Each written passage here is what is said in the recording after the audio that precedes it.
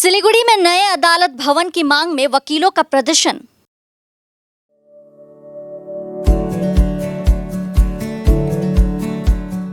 Pampered, not just a hospital, but a mother.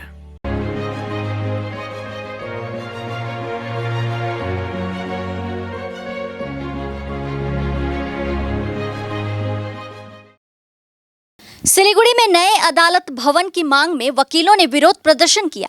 खबर मिलने के बाद मेयर गौतम देव ने वकीलों से मुलाकात की। आपको बता दें कि मुख्यमंत्री ममता बनर्जी आज सिलीगुड़ी पहुंची। उन्होंने दीनबंधु मंच पर उद्योगपतियों के साथ एक बैठक की।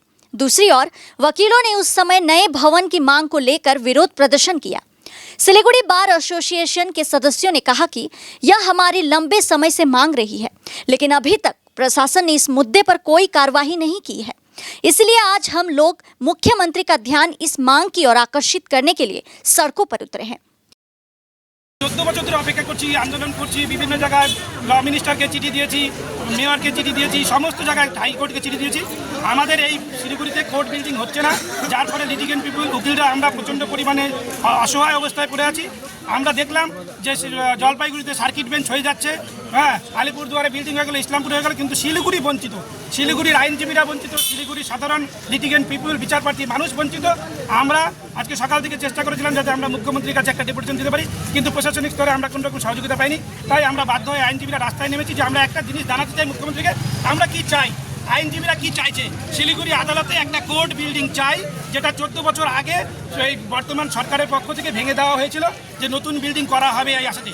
কিন্তু 14 বছর ধরে শিলিগুড়ি বার অ্যাসোসিয়েশনে আমরা আন্দোলন করার পরেও 14 বছর ধরে আমরা এই শিলিগুড়িতে কোনো বিল্ডিং পাচ্ছি না, যার ফলে আমরা অসহায় অবস্থায় আছি।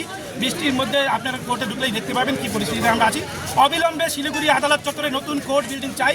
এইটার জন্য দিদির কাছে আমরা একটা প্ল্যাকার্ড দেখাতে চাই যে দিদি আমরা কোর্ট বিল্ডিং চাই। যেটা সমস্যা হচ্ছে, প্রশাসন বলছে আপনারা এখানে দাঁড়াবেন না। আমরা বলছি যে সাধারণ নাগরিক হিসাবে রাজ্যের মুখ্যমন্ত্রী রাস্তা দিয়ে যাবে, রাস্তার দুই পাশে সাধারণ নাগরিক দাঁড়াতেই পারে, এটার ক্ষেত্রে কোনো সমস্যা নেই। এবং সাধারণ নাগরিক হিসাবে আমরা রাস্তার দুই ধারে দাঁড়িয়েছি পিসফুল শান্তিপূর্ণভাবে। আমরা আমাদের দাবিটা এই প্ল্যাকার্ডের মধ্যে লিখে একটা করে কাগজ আমরা সবাই ধরে দাঁড়িয়েছি। মুখ্যমন্ত্রী যদি দেখতে পায় তাহলে ভালো, যদি না দেখতে পায় তাহলে আপনাদের মাধ্যমে আশা করি মুখ্যমন্ত্রী দেখতে পাবেন। আমরা বহু ডেপুটেশন দিয়েছি, কিন্তু আজকে আমরা ডেপুটেশন দেওয়ার চেষ্টা করেছিলাম, কিন্তু আমাদের কিছু পারমিশন পাইনি মুখ্যমন্ত্রীর সঙ্গে দেখা করে।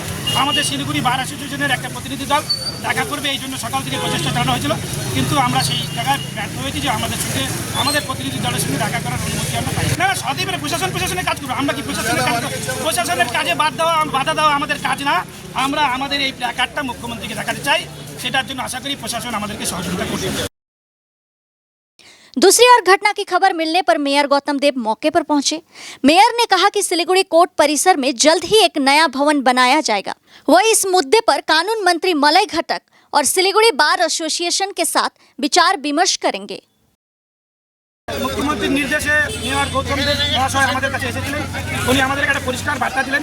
এতদিন ধরে আমাদের এখানে যেটা সমস্যা ছিল, যে আমরা শুনছিলাম যে চাঁদমণিতে আমাদের কোর্ট হওয়ার একটা সম্ভাবনার কথা ছিল, কিন্তু এই মুহূর্তে চাঁদমণির যে জায়গাটায় কোর্ট করার কথা ছিল, সেই জায়গাটাকে মুখ্যমন্ত্রী অন্য কোনো পাশে দেওয়ার কথা ঘোষণা করেছেন, এবং আমাদের এই কোর্ট বিল্ডিংটা অন্য কোথাও যাবে না বলে এই মুহূর্তে আমাদেরকে গৌতম দেব মহাশয় শিওর করলেন যে রেস্ট আসিওর যে এটা আর কোথাও যাবে না, কোর্ট বিল্ডিং এখানেই হবে।